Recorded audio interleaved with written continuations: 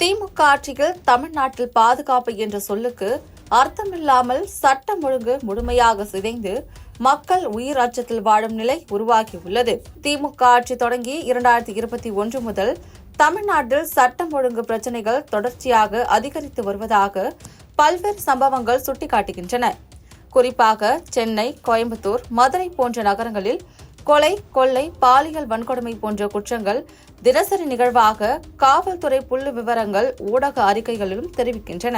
உதாரணமாக 2023ஆம் ஆண்டு மட்டும் மாநிலத்தில் 1800க்கும் மேற்பட்ட கொலைகள் பதிவாகியுள்ளது என்பது முந்தைய ஆட்சிகளை விட 20% அதிகரிப்பை காட்டுகிறது.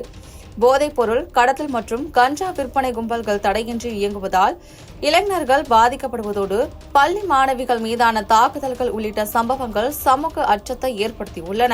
அரசியல் தலையீடுகளால் காவல்துறையினர் சுதந்திரமாக செயல்பட முடியவில்லை என எதிர்க்கட்சிகள் குற்றம் சாட்டும் நிலையில் கடந்த ஆண்டு நடைபெற்ற உள்ளூர் தேர்தல்களின் போது நிகழ்ந்த வன்முறைகள் மற்றும் காவலர்கள் தாக்குதல்கள் போன்றவை ஆட்சியின் பலவீனத்தை வெளிப்படுத்தியுள்ளன.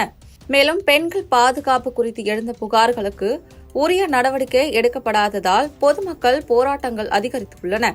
இவை அனைத்தும் திமுக அரசு சட்ட ஒழுங்கை கட்டுக்குள் கொண்டுவர தவறியதாகவே காட்டுகின்றது. ஆனால் அரசு தரப்பில் புதிய காவல் நிலையங்கள் அமைப்பு, சிசிடிவி பொருத்தல் போன்ற திட்டங்கள் செயல்படுத்தப்படுவதாக கூறப்பட்டாலும் நடைமுறையில் குற்ற விகிதம் குறையாதது மக்கள் அதிருப்தியை ஏற்படுத்துகிறது. 2024இல் கொலை, பாலியல் வன்கொடுமை, போக்சோ வழக்குகள் அதிகரித்துள்ளதோடு போதைப்பொருள் மற்றும் சைபர் குற்றங்கள் வேகமடைந்துள்ளன. 2025ஆம் ஆண்டில் ஏற்பட்ட கோயம்புத்தூர் விமான நிலையத்தில் அருகில் கல்லூரி மாணவியை 3 பேர் கூட்டு பாலியல் வன்கொடுமை செய்த சம்பவம், சமீபத்தில் திருச்சி போலீஸ் காலனியில் நிகழ்ந்த கொலை, கோவில் காவலாளிகள் கொலை போன்றவை சட்ட ஒழுங்கின் மோசமான நிலையை உறுதிப்படுத்துகின்றன.